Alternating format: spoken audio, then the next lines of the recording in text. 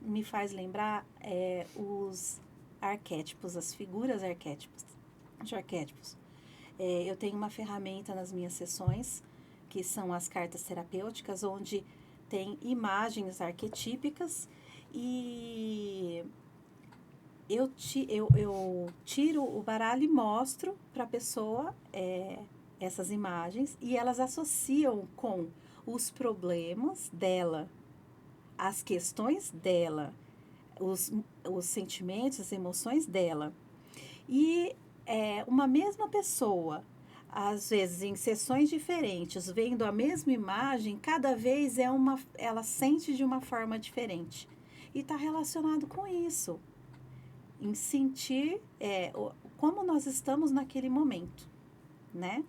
Olha, é muito interessante Tanto isso. a música quanto acessar os arquétipos. Muito legal. Sobre o pai da psicanálise, que é o Freud, né? Ele, eu estava até conversando com você em off, né? Que ele me passa, assim, em alguns dos seus textos, um pouco de desesperança, né? Aquela coisa do tipo, gente, o ser humano, ele vem já com esse inconsciente agressivo e violento e tal. E tem uma história que fala sobre, que pediram para o Freud, falaram, olha, dá uns conselhos aí pro pessoal, olha a Segunda Guerra acontecendo aí, as guerras, né? Escreve um texto sobre isso para tentar ver o que a gente pode fazer para mudar isso. E aí as pessoas, lendo o texto, né? As pessoas tinham alguma reação do tipo, meu, parece que ficou pior, porque ele trazia essa realidade de que, ó, infelizmente o ser humano carrega isso dentro de si. Porém, lá no final ele deixa uma nota dizendo que as pequenas atitudes de amor podem mudar esse contexto, muito mais trazendo para o particular e dizendo que quando se trata do coletivo é mais complicado, quando se trata do particular pode ser tentado resolver de uma forma um pouco melhor. Você quer comentar alguma coisa sobre isso? O que você traria assim dentro dessa história? Olha, eu tenho uma visão pessoal sobre isso, porque de acordo com a minha linha, Que é a que está Jungiana, né? ligado, e está ligado à espiritualidade,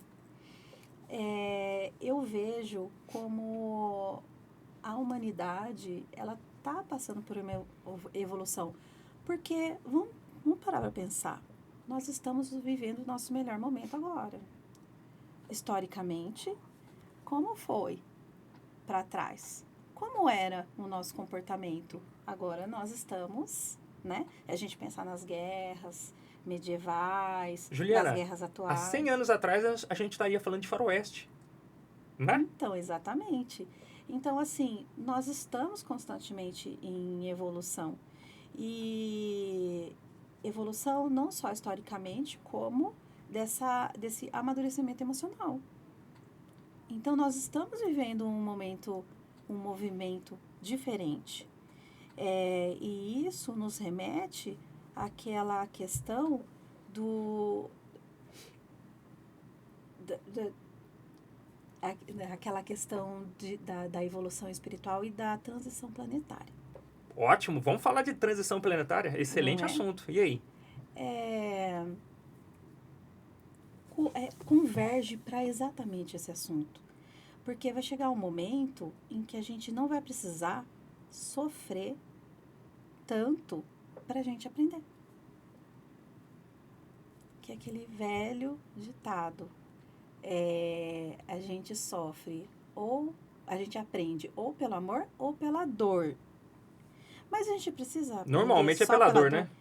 Então, mas atualmente a gente está passando por um processo que a gente está começando a olhar para quem a gente é sem precisar sofrer tanto. Basta você estar desperto. Para quem está em casa, Juliana, e não conhece o que é a transição planetária, assim, o que você poderia dizer para uma transição planetária? Eu nunca ouvi falar disso. Há quem até passe datas como lá para 2057 o nosso planeta vai ser outro, muito melhor, com pessoas com uma consciência muito mais espiritualizada. O que você diria sobre essa transição planetária? O que vai acontecer com o nosso planeta? Então, hoje nós somos considerados um planeta de provas e expiações. E o que isso quer dizer? Que nós temos que sofrer para aprender. Então, no meu entendimento, a gente já está passando pela transição planetária, porque a gente está começando a descobrir que a gente não precisa passar por esse sofrimento. E qual é a transição? Se transformar para planeta de regeneração. Onde vai ser, o que vai acontecer? A gente vai viver um momento que a gente não vai querer mais, a gente vai observar, a gente vai estar desperto, a gente vai observar e a gente vai precisar sofrer mais. Tanto para evoluir. E a transição seria isso, passar desse movimento para este. Para que o nosso planeta, então, esteja melhor, as pessoas que tiverem uma consciência um pouco mais evoluída vão ficar aqui, seria isso, ou virão para cá, dentro dessa ideia, né? E as pessoas que não estiverem, tem uma teoria para onde iriam? Iriam para um outro planeta? Eu já ouvi falar até sobre um tal de planeta Quiron, ou coisas desse tipo, que seria, porque se aqui as pessoas vão ficar para um planeta melhor, as pessoas mais conscientizadas e sobre tudo isso que a gente conversou, para onde iriam as que resolveram abraçar a maldade? Ó, não quero essa consciência aí, eu quero tocar o terror. E aí?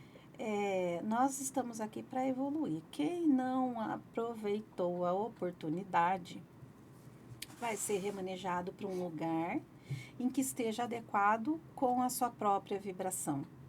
Ou seja, sua vibração não está cabendo mais nesse planeta. Então, você vai para um planeta menos evoluído. Entendi. Não precisa ser necessariamente o planeta X ou Y, Sim. mas para um lugar que seja mais adequado com a sua vibração. E ali então, vai ter um grupo de pessoas que vibram naquela sintonia, naquela frequência, conforme elas. Exatamente, e que vai trazer experiências para ela, as experiências necessárias para que ela consiga se transformar, porque na vibração atual, ela não conseguiu. Interessante.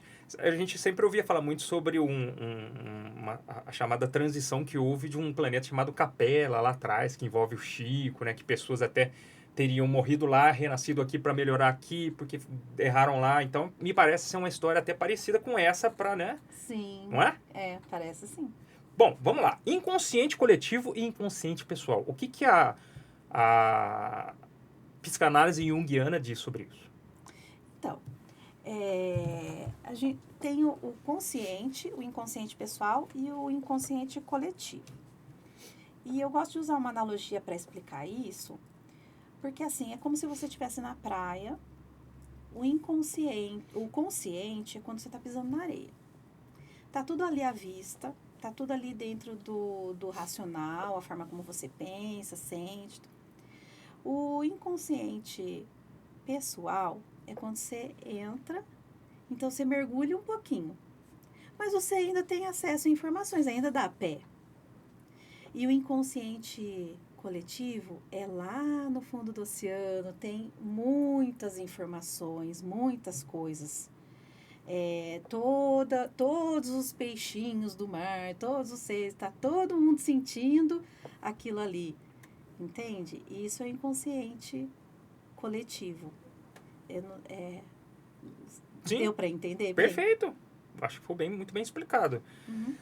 Juliana, certa vez, falaram para o Freud o seguinte, indicaram uma pessoa para o Freud, né?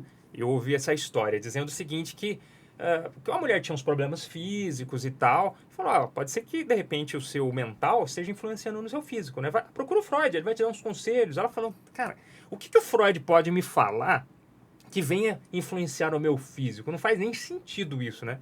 Mas aí, depois de muita insistência, ela foi. Uhum. Chegando lá, o Freud, ela falou, Freud, eu tô vindo aqui e tudo, o senhor é respeitado, mas eu não acredito muito que as palavras do senhor podem mexer com o meu físico. Me falaram que poderia, mas eu não acredito. E aí o Freud fez algumas perguntas para ela, né? Começou a falar, conversar com ela e falou o seguinte, olha, você é uma moça muito bonita, você deve ser cortejada, você tem um cabelo bonito, olha o seu olhar, olha os seus lábios, olha os seus traços. E a mulher foi se enchendo, ficando alegre, falou, nossa, obrigado, Freud, não estava esperando isso vindo de você, cara, que legal, bacana. Porém, o Freud voltou, né, continuou e disse o seguinte, olha, mas você está começando a ter os traços da velhice, você tem um pouquinho de rugas aqui, né? O seu cabelo, ele está bem cuidado e tratado, é bonito, mas ele já não é como você há 20 anos atrás e tal. E começou a falar algumas coisas e ela começou a se recolher e a ficar triste. Aí ela perguntou, Freud, mas por que você está fazendo isso comigo? Pô, eu vim aqui para ser ajudado e você me joga para baixo?